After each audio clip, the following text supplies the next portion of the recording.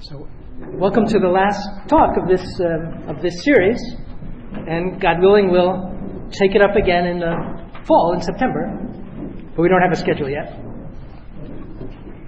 And so our last talk is a summary of much of what we've done. We'll make a summary of what it means that man is made in the image of God as a person. Right? So the characteristics of the human person made in God's image. And just about everything we've seen in this series has been about that, how man is made in God's image. But out of all those things, where we started with is in some sense the most fundamental. Man is made in God's image. So if we ask the question, how is man made in God's image? There are many answers. And we could say he's rational, he's capable of communion, he's free, he has conscience. But of all the different things that mark man as made in God's image, the first and most foundational is that we're rational, that we're capable of knowing the truth. Right? And so that's how we define the human being. So the classical definition of man is a rational animal. Right? So we have animality in common with chimps and dolphins, etc., but we're marked out from every other animal by being rational. And that the fact that we're rational means that we can know things as they are. In other words, we can know the essence of things. We can know what a thing is. And the chimp, however clever he may be, can't do that. He can't know the what of a thing. Right? He can know maybe something is good for him, is good to eat, and is a means of satisfying his desires. But only man in the animal world can know what a thing is, and thus can know truth in itself. And that enables man to go outside of himself. Right? So because we're rational, we're not locked into ourselves and our desires, but we can go out to what is and to what is good for its own sake. Right? And that's proper to man in the material world. Right? And so, because we have a rational soul, we can say that in some way the human being is all things, because we're open to all things. We can know all things. So that's a famous phrase of Aristotle, that through our soul, in some way we are all things. Through knowing them and being able to love them, love the goodness in things. Right? So because we can know the truth, we can also know the truth about the good, and thus love goodness for its own sake. And so the foundation of human dignity is the fact that we're rational. We're capable of knowing the truth. And because we can know the truth, God can reveal himself to us as the truth. And so we can receive God's revelation, above all in the incarnation. And so Christ defines himself that way as the truth, and he was sent for this, to reveal to us the truth. And each one of us is called to bear witness to that truth. And so only the person is capable of knowing the truth as such. And everyone capable of knowing the truth is a person. Okay, and because we can know the truth, we're open, we said, to goodness and also to beauty. Right? So that's another, and this is what we looked at last week. Many of you couldn't come because of the tornado warnings, but we looked at man's capacity to respond to beauty, and again, that's proper to us. Right? So only a person can respond to beauty. The animal kingdom, the brute animals, They respond to what's pleasurable, but not to beauty as such. So only a person made in God's image can appreciate beauty for its own sake, just as we can appreciate goodness for its own sake. And it's difficult to analyze what beauty is. And last week when we talked about this, we said that beauty is something that in some sense is objective, despite the phrase, beauty is in the eye of the beholder. There's something objective about beauty because beauty goes together with truth and goodness, and ultimately with being. The more being, the more beauty.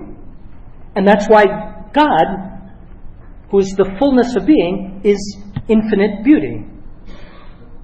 And a human person, likewise, has beauty because of the fullness of being of a person. But sin is ugly, right? Because sin is the lack of the goodness that ought to be there and the lack of the truth that ought to be in our acts. Right? So more being, more truth, goodness, and beauty. Less, if the being that ought to be there isn't there, then it's ugly. Right? And so because we're open to truth, we're open also to beauty. And so what is beauty? The classical definition is beauty is what's pleasing to the sight.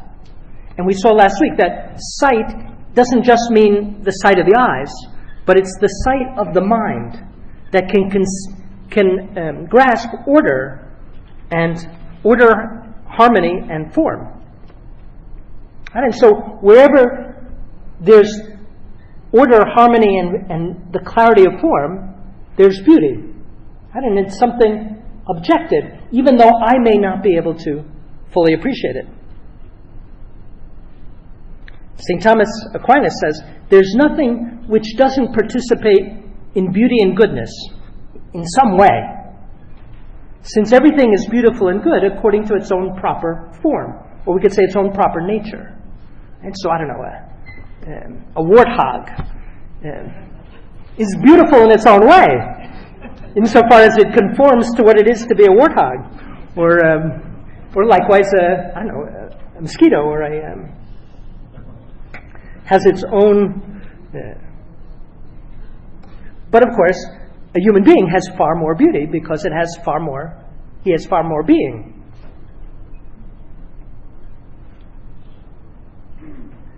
St. Thomas Aquinas analyzes three characteristics of beauty. Integrity, which is it's a whole, nothing is missing. Everything's there that ought to be there. Proportion, and the splendor or clarity of form. And that's when those three things are together, we experience beauty.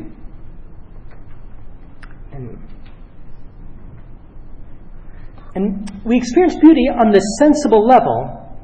In some sense,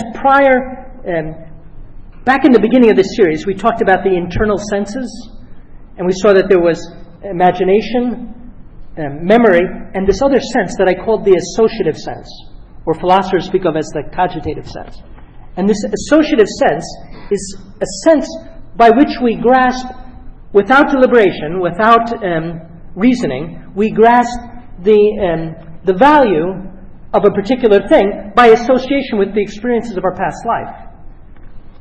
And in art and beauty, right, it's that interior sense, the associative sense, by which we grasp beauty even without reasoning. But the animals also have in animals, that sense is instinct. But for the animals, what they grasp is that something is good for them or repugnant to their nature. Right? And the fact that we grasp beauty comes from the fact that in addition to that sense, interior sense, we also have reason by which we connect, we see a universal in a particular. So, for example, in a great work of literature, you read, Dante, the Divine Comedy, and the beauty comes from the fact that the author expresses something universal in a particular narrative. Right? And so you see, Anna Karenina by Tolstoy. It's a novel about adultery. And Tolstoy depicts, as it were, the essence of what adultery does to a person and how it destroys their life. And even though the subject is in some sense terrible, right, the book is beautiful because it shows in some way the universal in the particular.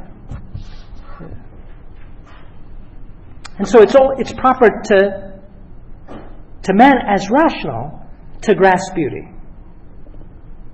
Right? Putting together the particular and the universal.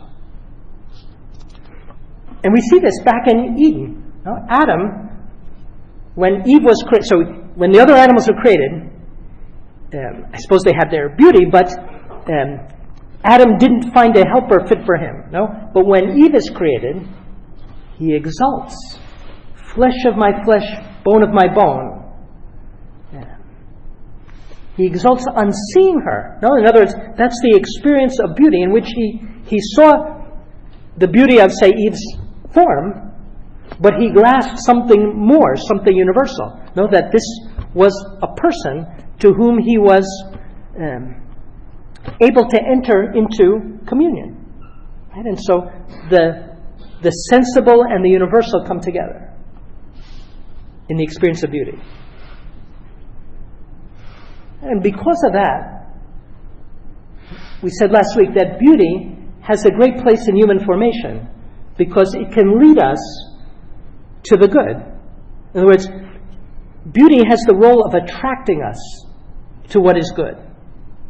And that's why in education, it's so important to nourish the young on what is truly beautiful, because that leads them to appreciate the goodness that maybe they're not yet ready to fully able to see. And that's why Plato, in his Republic, said that not all the forms of art ought to be allowed into the Republic. And we could say not all the forms of art should be allowed into our house, or the education. Because not all the forms equally lead us to the good. And so we have to discern. And that's a huge problem with regard to modern art. And the same thing goes for film and television, right? Because those two are forms of art. And music, right? Obviously, the obvious example. I mean, the kinds of music that most people spend hours and hours and hours listening to, so often doesn't lead us to the good, but leads us to passion, leads us to what fallen nature inclines to by itself, or worse. Okay. So because we're rational, we're open, no? So we said we're open to truth, to goodness, and to beauty. But another side of being rational is that we're open also to ourselves. Now, because we're rational, we have an interior life. Because one of the things that we're open to, right, is our own experience, our own life. And so that openness to truth and interiority go together. Now, what is interior life?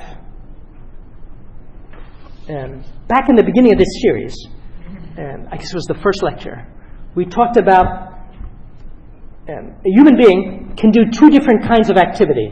An activity that makes something out there in the world, say the engineer building a house, a bridge, the artist making a sculpture.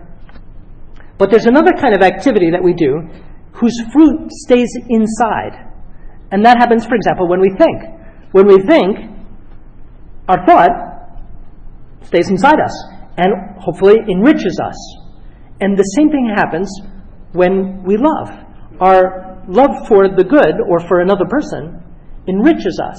And that love, even though it may lead us to do things out there in the world, give a present to our beloved, nevertheless, the love stays inside us and enriches us. And we call that an immanent activity. We could say an interior activity. And that's proper to the person. Right? The animal can't really do that. I mean, his sensing is in some way stays inside. But it's above all knowing and loving that stays inside. Right? And that's what makes interior life. And when we know, we experience that we know that we know. Right? And when we don't know, we experience that we don't know. And so that's what we call that reflexive. Our knowing faculty is a reflexive. It reflects on itself. In other words, when we know something, we know that we know it. And we know that we know that we know, etc. And we could go on and on. And the same thing even also happens in our will. When we love, say, we love the good, we love God, we love our spouse, our children, we love to love them. And so that too is reflexive. And that's proper to a human being, to the person. So a rock obviously can't do anything reflexive. It just sits there. But even with our senses, our eye, we can't see that we see. The eye can't see that we see. Now we know that we see because we talked about this we have internal senses. And so there's an interior sense by which that gathers our external sense. But it's above all with our intellect that we know that we know. And thus we know that we know also through our senses. And that's what makes consciousness. Right? We're conscious precisely because we know that we know. We're aware of everything that happens in our knowing and willing. We're open to ourselves. Right? Self-consciousness. And because of that, we can speak with ourselves. No? And so every human being has an interior dialogue. Whenever we make a decision, right? Maybe some people actually speak out loud, but every one of us speaks interiorly to ourselves. Whenever we make a decision, but even just simply when we walk down the street, right? There's a constant dialogue, and generally what we dialogue about is what we care about, and that's a good indicator, by the way, of what we care about. Is to see what we spontaneously think about as we drive to work.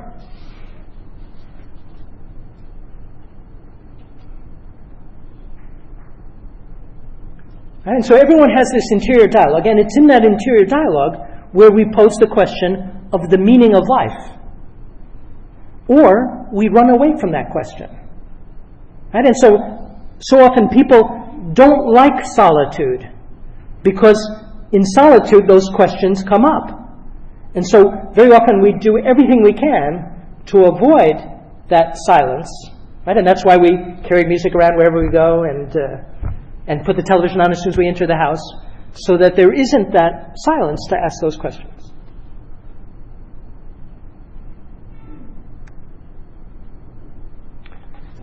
Karol Wojtyla, before he became Pope, he has a beautiful book, Love and Responsibility, and he speaks there about inner life.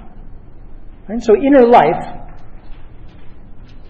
is spiritual life, a life in which we pose the question of truth and goodness. And he says it includes many things, but above all two, what is the ultimate cause of everything? Everybody ultimately has to pose this. The atheist has to pose it. Right? What is the ultimate cause of everything? Why am I here? Why am I me? And the other question, what is the good?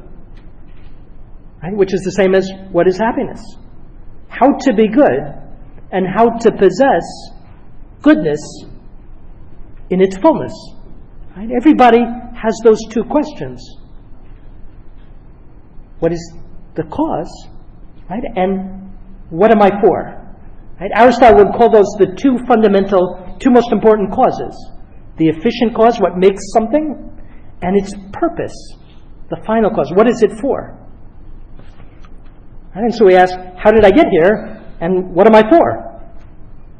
Right? And that's proper to a person. Every person, unless they have some handicap that would stop their intellectual growth, everyone will pose those questions. And at some point, even if they spend their life running away from them.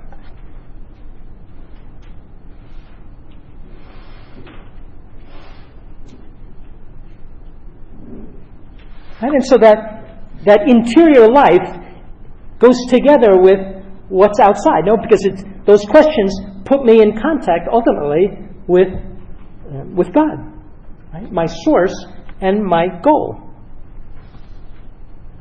And so it's in the interior life that we most encounter what's out there, and ultimately God, who's the source of all that's out there. And so it's precisely because of our inner life that we can have formulations with others, and especially God. There's one of the classics of the Christian tradition is the book called The Imitation of Christ from the 15th century. Magnificent. And it starts with an exhortation to enter into oneself, into the interior life. It goes, "Blessed is the soul who hears the Lord speaking within her." Right? And that's, everyone's capable of it because we're persons open to the truth, because we're rational. "Blessed are the ears that catch the accents of divine whispering and pay no heed to the murmurings of this world. Blessed are the ears that listen, not to the voice which sounds without," right, the television, "but to the truth which teaches within. Blessed are the eyes which are closed to exterior things and fixed upon those which are interior.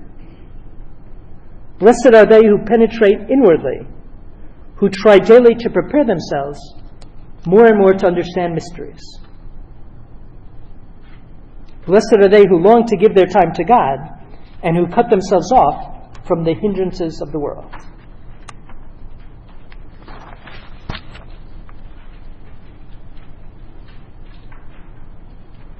And so interior life is a property of the person, made in the image of God. Right? Obviously, God's life is infinitely interior. God, for all eternity, has an infinite communion in the Blessed Trinity, which is the supreme interior life. Right? And we're given to participate in it, to have a share in what God has infinitely. And so the culmination of the interior life is hearing God within.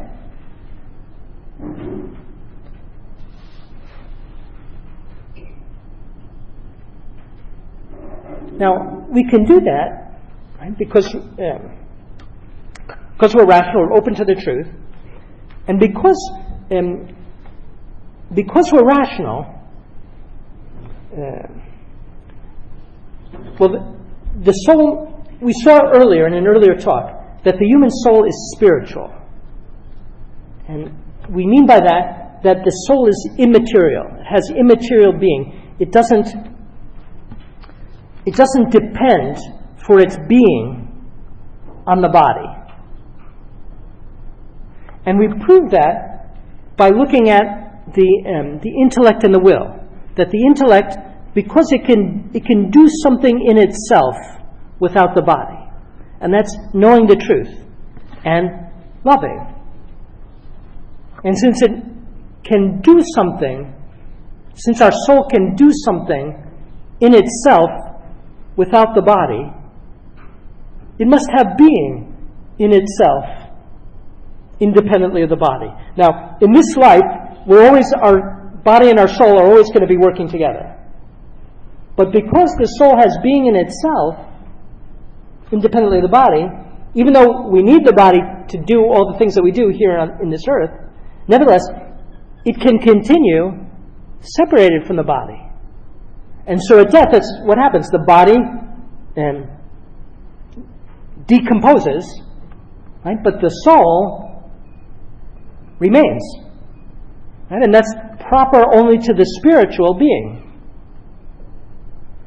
And so that means that of all the beings in the physical world, only the human being remains forever. Right? By nature.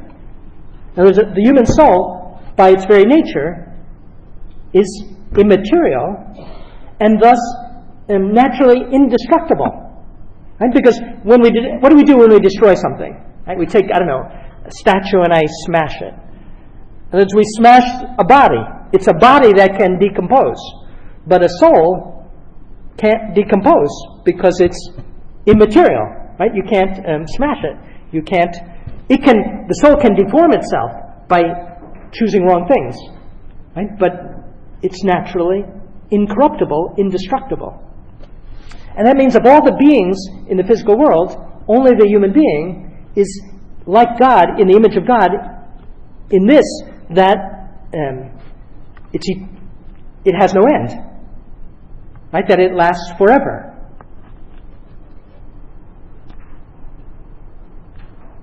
And so has an eternal destiny. Right? So every human being, even if it's a fetus who's lived one day, every human being has an eternal destiny. And so of all the things in the material world, the human being alone is, we could say, willed by God for its own sake.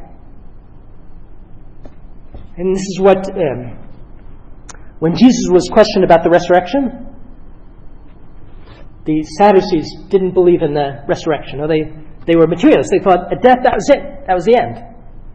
And so they came to Jesus with the story about the woman who had been married to 7 husbands, whose husband would she be whose wife would she be in the resurrection, to ridicule the resurrection. And Jesus said, haven't you read that God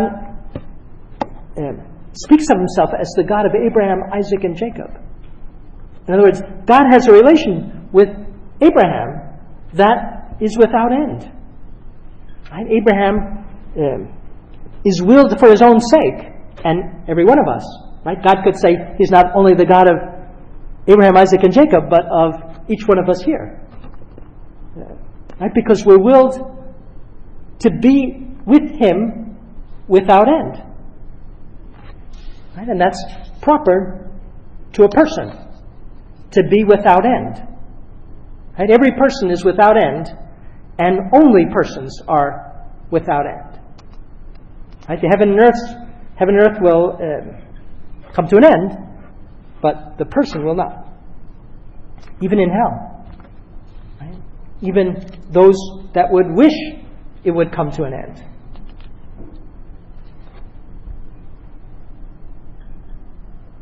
Right? And so God loves every person immeasurably more than he loves the other things on the face of the earth. Right? Because to love is to will the good for another. And so God wills the good of being without end for every person. And he wills something more than that. He wills for every person to be without end with God. But he gives us the freedom to choose that or not.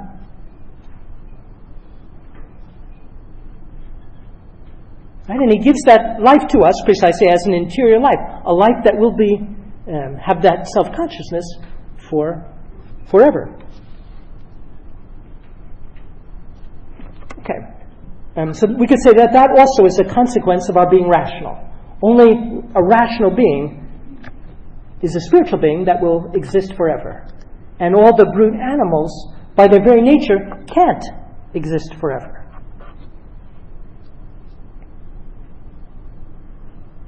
Another consequence of being rational is that we're free. And so every person, because we're rational, has the capacity for self-determination. And the capacity for freedom of choice. And so that's something proper to the person, made in the image of God. Proper to God, and thus proper to the creature made in his image.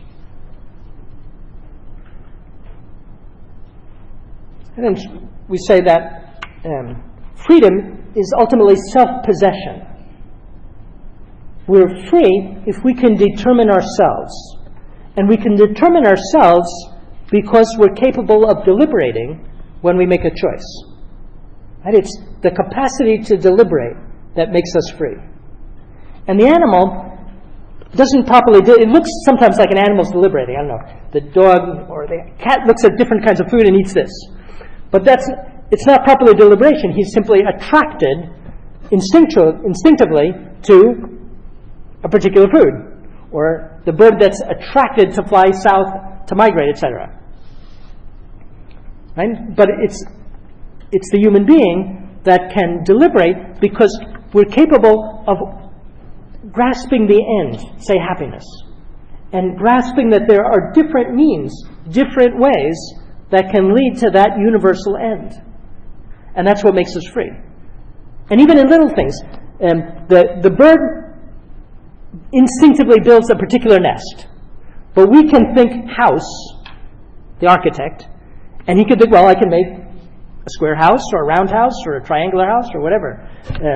It was because we grasp the universal, because we're rational, we can deliberate about all the different ways to reach whatever universal goal we think about. And in doing that, we determine ourselves. Right? We determine our action, but not only we determine our action, we also determine what kind of person we become. Right? Because we become the kind of person who does these kinds of things. In other words, we become the kind of person who loves what we have loved.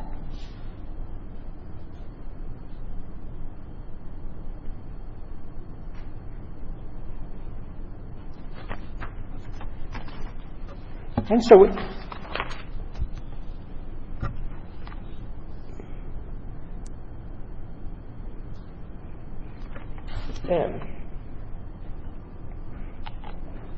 through our actions, we had a talk earlier in the series on virtue, and so every act creates an inclination to similar acts. And so by acting in a certain way, we produce a habit which isn't simply,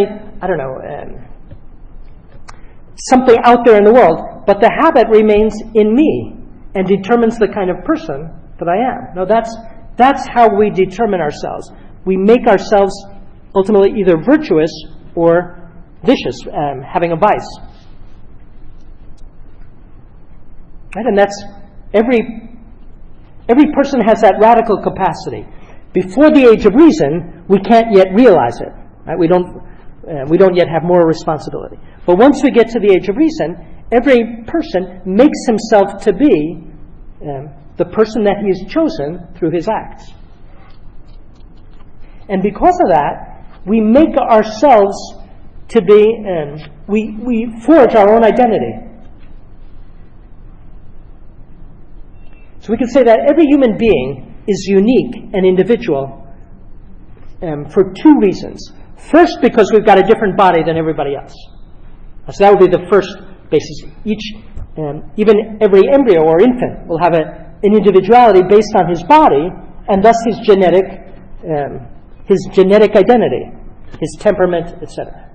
But then once we get to the age of reason, we make ourselves to be individual, above all by our choices.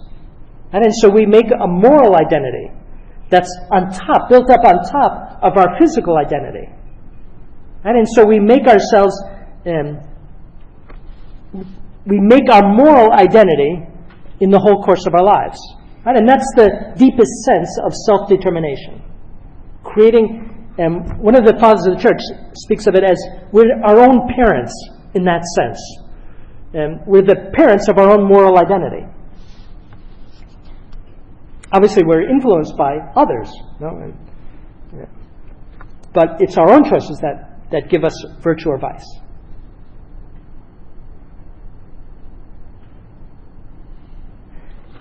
And so every person has this quality of being unique, right? Unrepeatable and uncommunicable. I can't, we share all kinds of things. All of us share humanity. We share, being Americans. We share certain culture. We share language. We share all kinds of things, shared values. But none of us can share I-ness, or whatever we want to call it.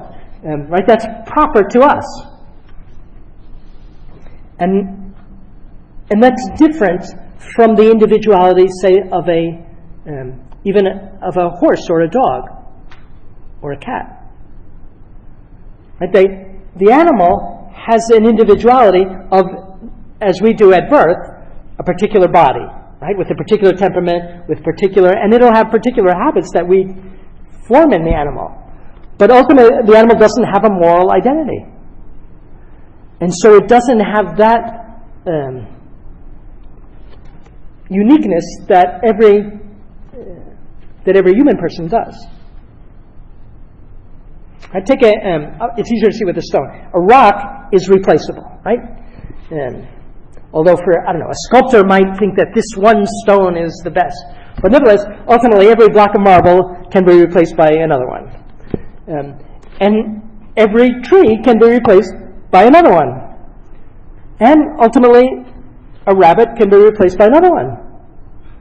Right? But a human being can't be replaced by any other one. Right? That's what we mean by incommunicable. Right? And that's essential to human dignity. Right? That's why we can't treat a human being like you would treat, a chimp. And that's why equating animal rights with human rights is an abomination.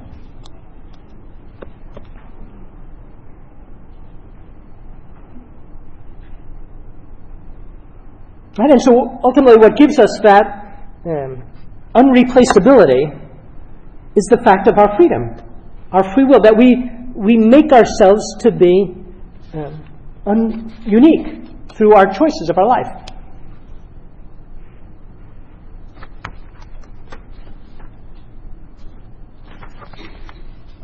And so that moral history of each one is a history of our free choices, and that will ultimately be a history of our giving ourselves to others or not. And above all, giving ourselves to God or not. Right? That's ultimately the moral identity that we build up. Right? And that's why in the judgment, we'll be judged by that, right? By love.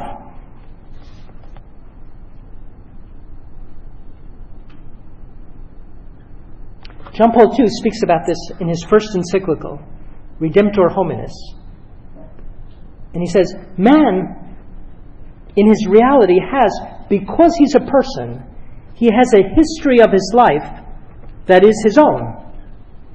And above all, a history of his soul that is his own. Right? And can't be traded with anybody else. Right? In the judgment, we can't put anybody else in our place. So he goes on, man, in keeping with the openness of his spirit within, and with the many diverse needs of his body, and his existence in time, he writes this personal history of his through numerous bonds, right? Our relationships with others, through numerous contacts, situations, social structures linking himself with other men, and beginning from the first moment of our existence on earth. And so our personal history is precisely a history of communion or what harms communion in our relations with others. And so every person has an interior life, and every person also, because of that, is brought into communion with others, right? And is marked precisely by that communion that we make with others.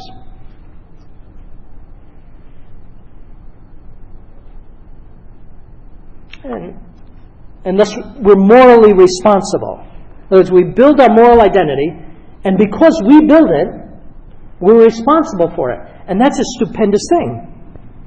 Right? This is something that, because God so valued moral responsibility that He prefers to give us more responsibility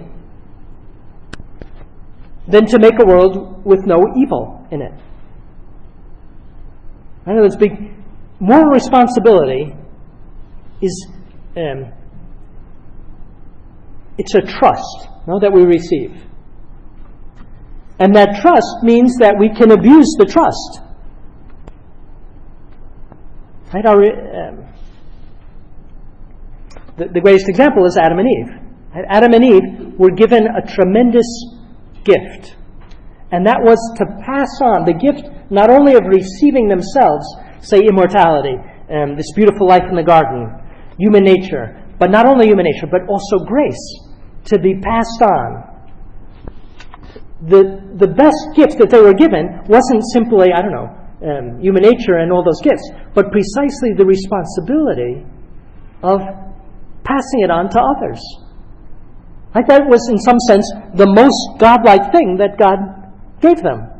The ability to be the agents of giving that same gift to others. That's an incredibly beautiful thing.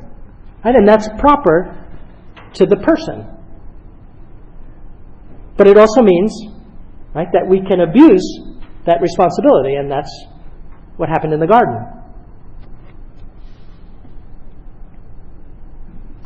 And it's that we could say the place of that moral responsibility is conscience. So conscience is where we become aware of the goodness or evil of our actions, the actions that we've done, that we're doing, or that we're considering doing. And so we could say that conscience is the deepest root of human dignity. So the Second Vatican Council speaks of conscience as the secret core and sanctuary of a man, where he is alone with God, whose voice echoes in his depths. I think that's true of every human being. Even the person who denies God, he still hears God's voice in conscience when he recognizes, I ought not to do this. Right? Because ultimately, even the atheist is hearing that, don't do this, as something that's coming to him from above, and not just from his own will. Right? And so conscience speaks to the heart, do this, shun that. And John Paul II speaks of this as the main characteristic of the personal subject of the human person, having a conscience. Right? And we can deform that conscience by acting against it. Right? The more we act against conscience, what happens? The weaker that voice gets. But we can't act against it so much that we get rid of it. Right? It's always still there.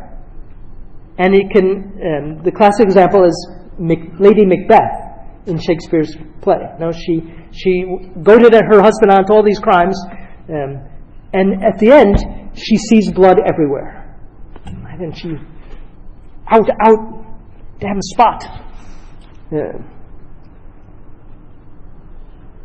And so the very inability to sleep comes from the fact that you can't kill conscience. Right? So it's a property of the person.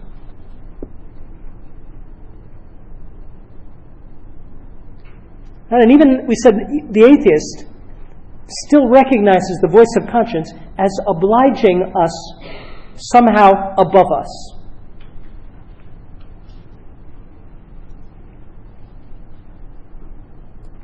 And it's ultimately everyone with conscience. So we get that even a child has a certain sense of it. No, but the age of reason is the age in which we can fully see the voice of we can hear the voice of conscience.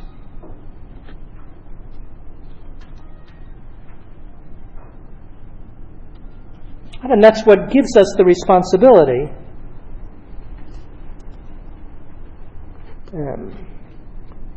for the gift of self-determination.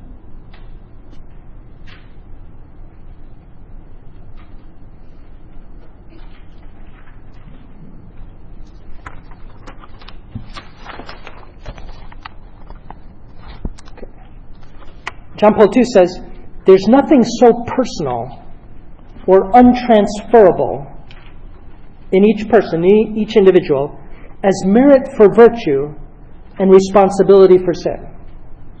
Right? We can't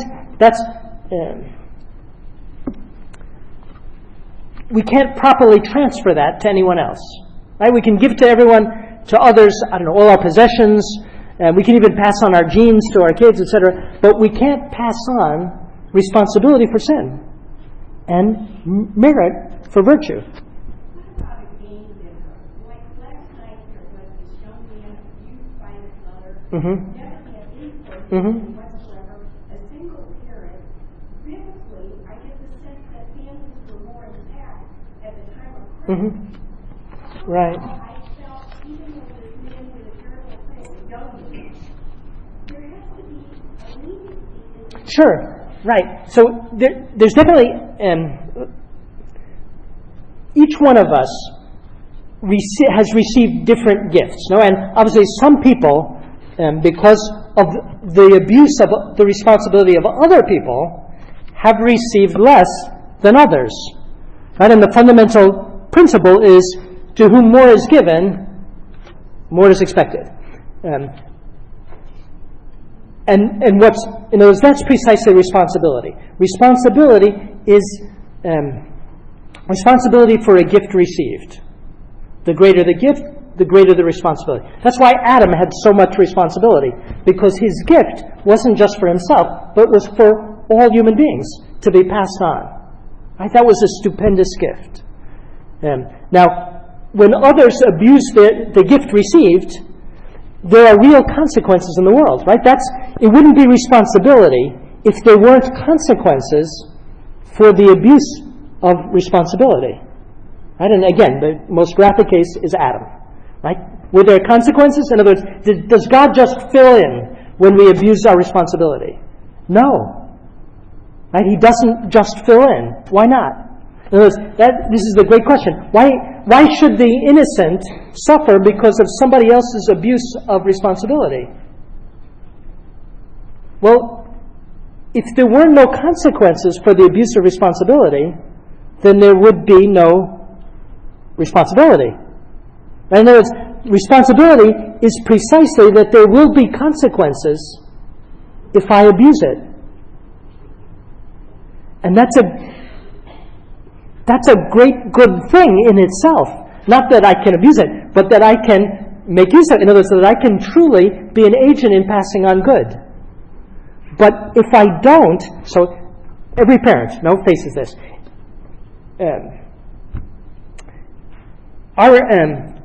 The experience of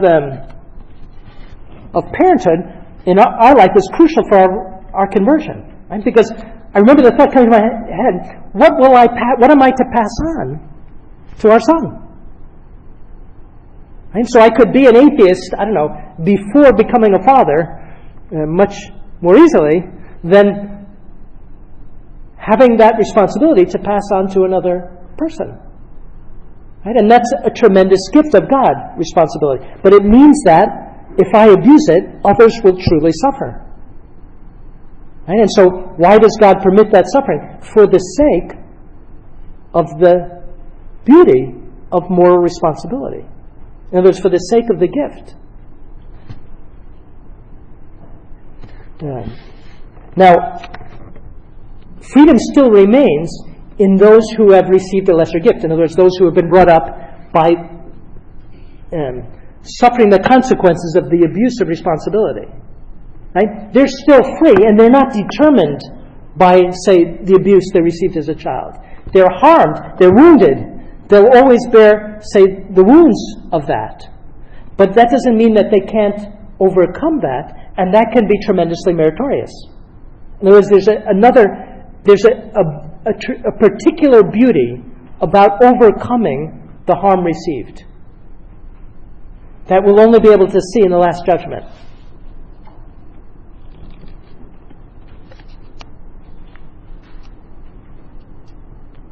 But sure, God takes everything into account, right, in judgment. In other words, and that's why a consequence of this is that to whom more is given, that means, first of all, to every Catholic, right? More is given because we've received the fullness of revelation. Been inserted into the mystical body. We received Christ weekly in the Eucharist, etc. Right? To whom more is, and then, well, not all received a good catechism. To who've received better, then. And so somebody might think, well, maybe it's not good to have received all these gifts. No, but that's absurd, because we've received them precisely what? To pass on that good to others, and that's the most beautiful gift. To be able to be an instrument in passing on good to others. And that's how we're made in the image and likeness of God. In other words, we're made in the image and likeness of God also in being given a share in God's creative power. In that power to communicate goodness. And that's what moral responsibility is. Right? Being made a partaker in God's communication of good.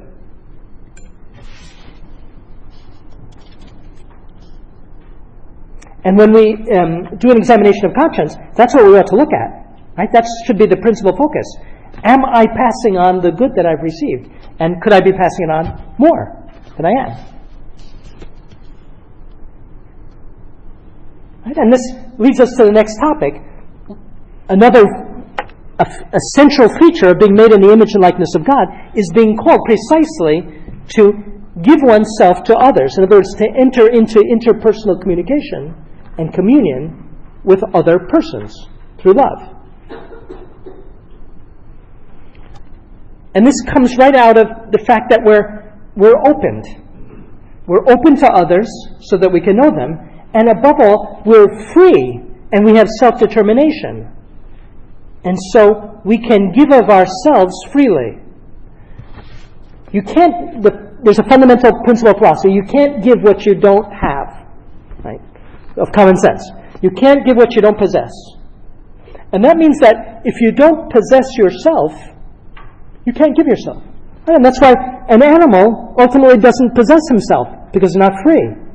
He just acts by instinct. And animals can be very affectionate, but they can't, and faithful, the fidelity of a dog, etc. But they can't freely give themselves. Right? But every human being, because we have self-determination, we can freely give. And thus, because we can do that, we're called to do that, to give ourselves. And we can say that's our treasure, the fact that we're able to give of ourselves to another person and ultimately to God. Right? And if we don't do it, we experience misery, right? We experience frustration.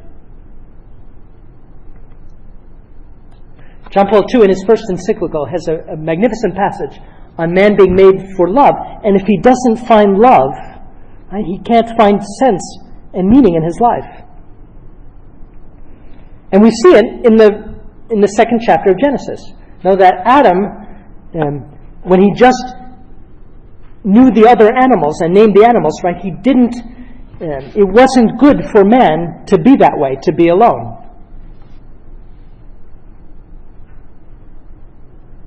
And so he was aware. So that's because of our interiority. Adam was aware of being alone, of being in solitude, and thus aware that he was made for something more than that. He was made to give of himself to another person who he didn't yet encounter.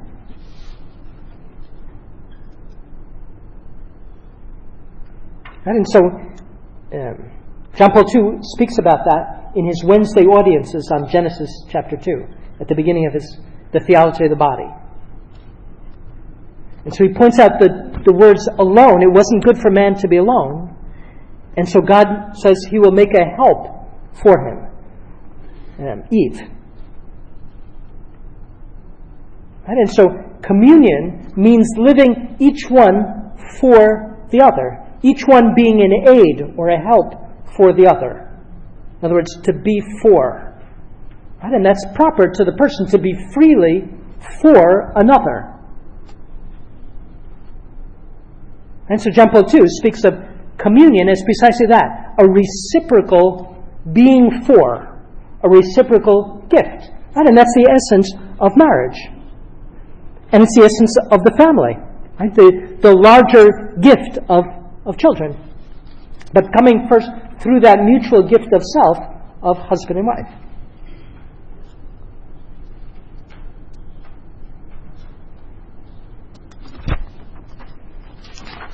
In his letter on the vocation of woman, John Paul II has a magnificent development of this. He says, only a person can love, and only a person can be loved. Loved in this full sense of gift of self. Right? The animal can have affection, but can't love in that way. Right? And that's, John Paul II says, that's ontological. That has to do with our being. Only the person, human, angelic, or God, can love in the sense of self-gift. And because of that, it becomes a moral responsibility. We're called to it. And so it becomes an ethical requirement that we do that, right? That we love. The person must be loved, since love alone corresponds to what the person is. Right? Every person is worthy of being loved. Right? Being loved, since they're loved by God, they're worthy of being loved by us. And that's the reason for the commandment of love, the double commandment.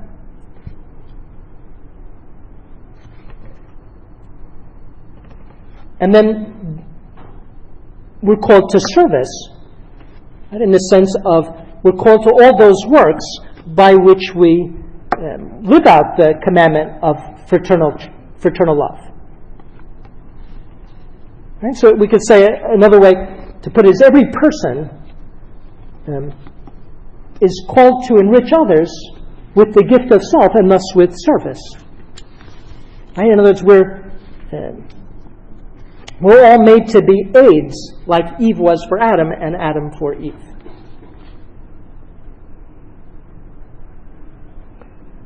And one last thing, which in some sense maybe I could have put first, after rational, is that every person seeks not just a particular good, but every person seeks the full good.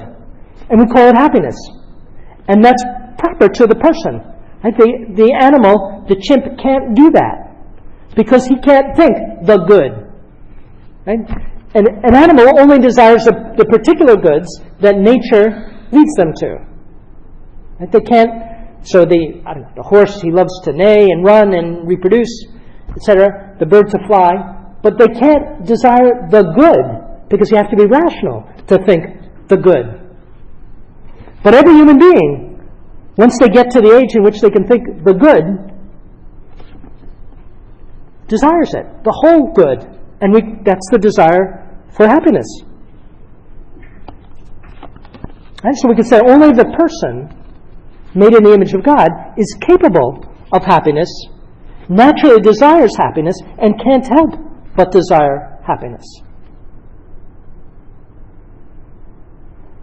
And we don't by nature know what that happiness consists in, and that's the drama, right? That's precisely moral responsibility, is finding the path to what is true happiness, which is precisely knowing and loving God and loving one another. In other words, the double commandment is that path.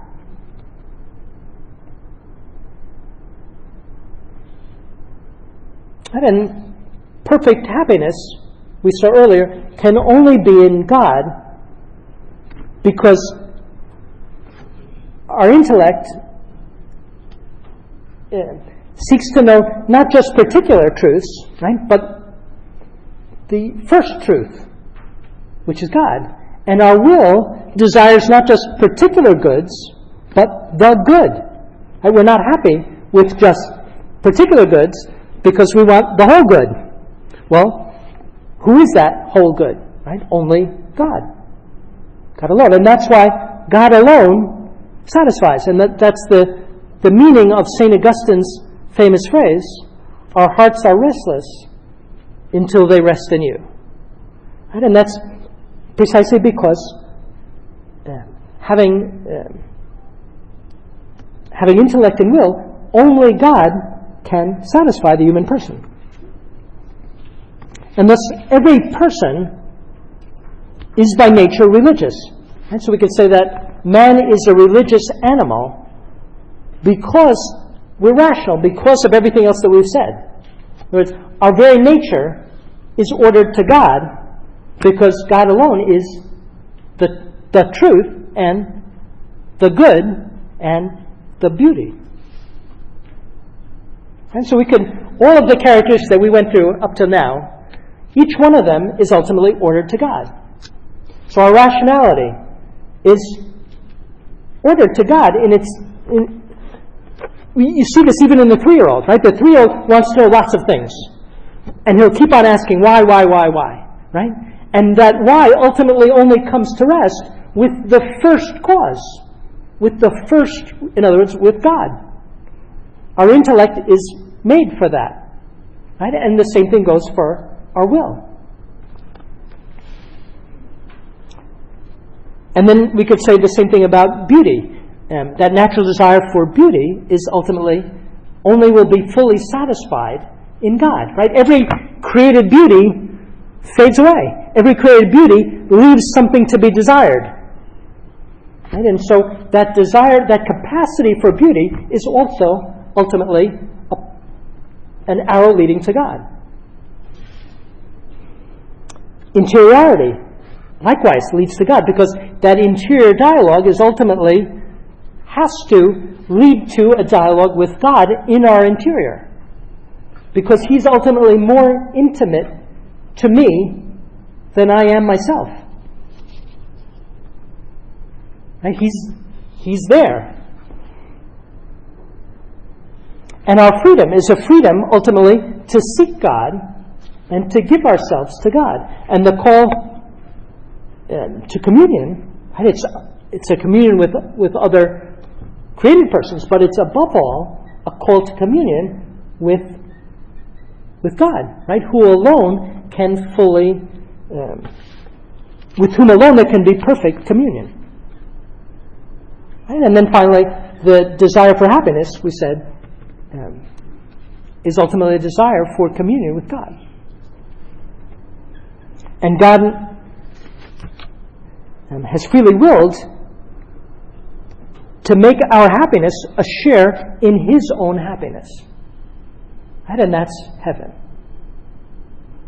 And that's supernatural. That's not something that is proper to human nature, to share in God's own Trinitarian happiness.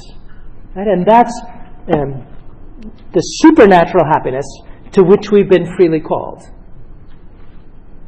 And the next series will talk about that supernatural dimension.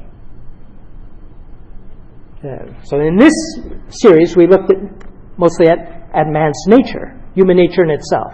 So in God willing, in the fall, we'll look at man elevated to the supernatural order and everything that goes with it. Right? So we'll go back to Eden and look at the supernatural gifts, and then the results of the fall, and the grace given to man to go back to be restored to communion with God, to intimacy with God. All right, so let's